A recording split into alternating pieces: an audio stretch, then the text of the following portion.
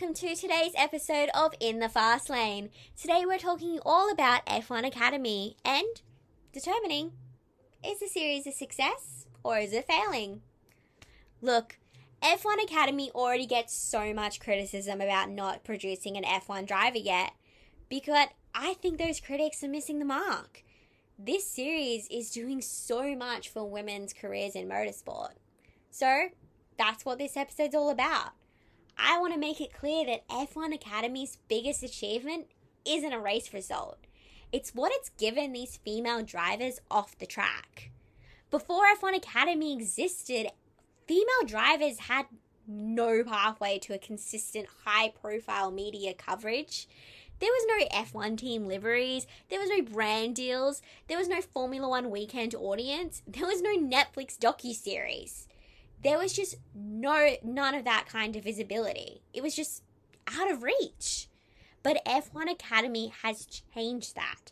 Racing alongside Formula One has given these drivers something no amount of talent could buy: a platform. And with that platform, they have been able to build amazing personal brands.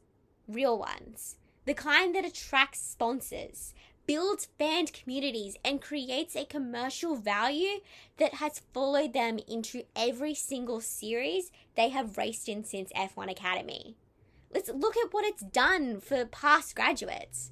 Bianca used her McLaren-backed F1 Academy profile to build one of the most recognizable personal brands in motorsport. She actually ranked 8th in Sports Pro's global motorsports marketability list, higher than some F1 drivers.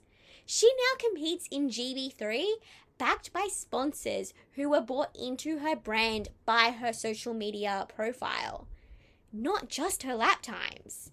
And Dorian Pin, the 2025 champion, just became the first female driver to drive a Mercedes Formula One car. That's a big deal. This came about because F1 Academy gave her that platform that made her so valuable that Mercedes kept her on as a developmental driver after she graduated from the series.